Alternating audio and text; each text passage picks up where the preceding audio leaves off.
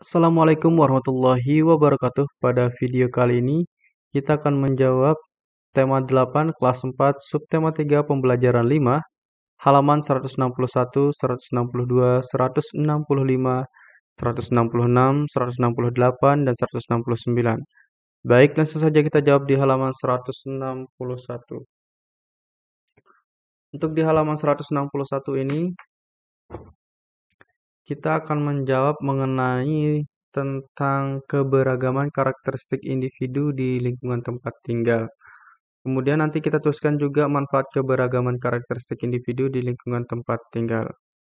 Nah, baik yang pertama keragaman tentang fisik. Nah, manfaat bagi keragaman fisik adalah kita dapat meminta bantuan kepada orang yang lebih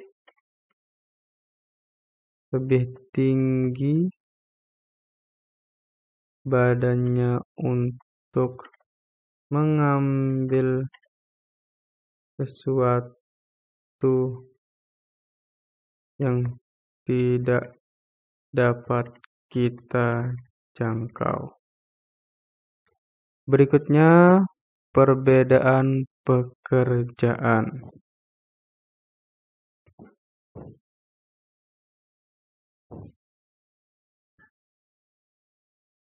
Kita bisa meminta bantuan kepada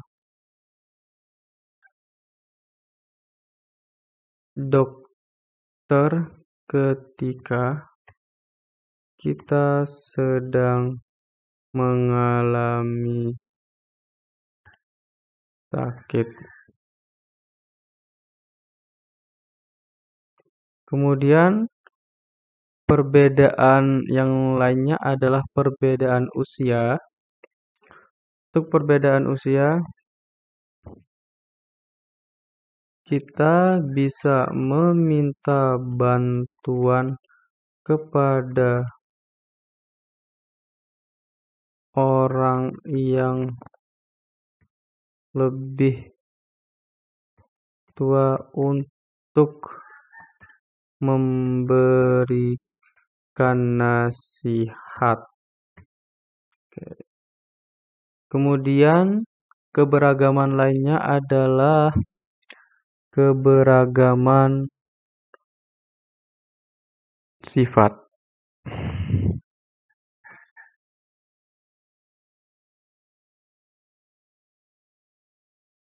Kita yang pemarah dapat dikontrol sifatnya oleh orang yang dapat memahami sifat kita. Kemudian untuk yang kelima, keberagaman suku. Manfaatnya adalah manfaat keberagaman suku adalah kita dapat saling mengenal dan belajar tentang keunikan suku lain.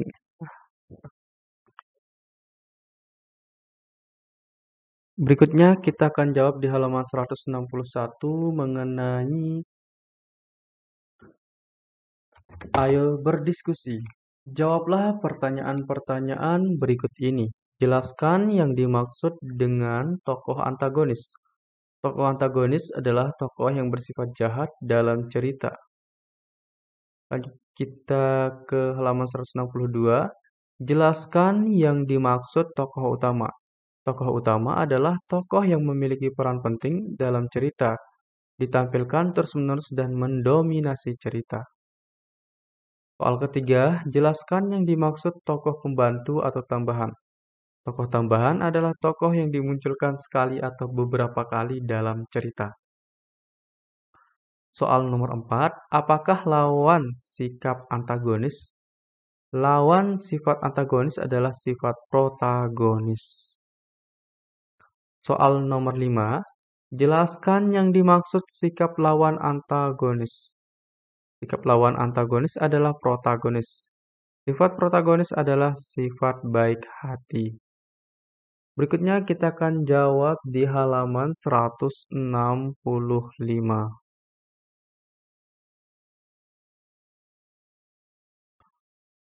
Berdasarkan bacaan yang telah disajikan, jawablah pertanyaan berikut.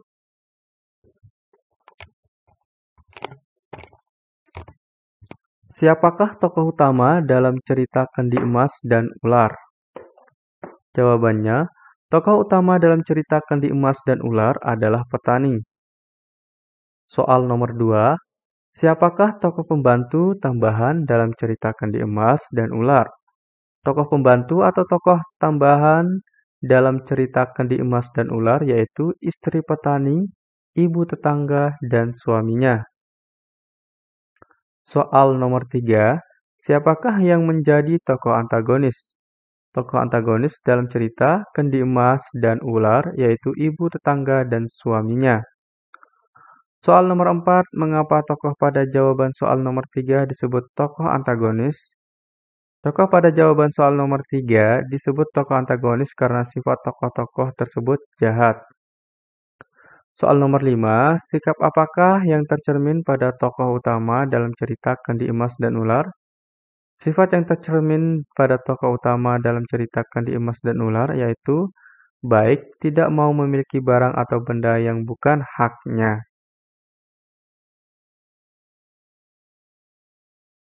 Untuk di halaman 168, kalian diminta untuk membuat sketsa gambar benda 3 dimensi berupa lingkungan tempat tinggalmu ya.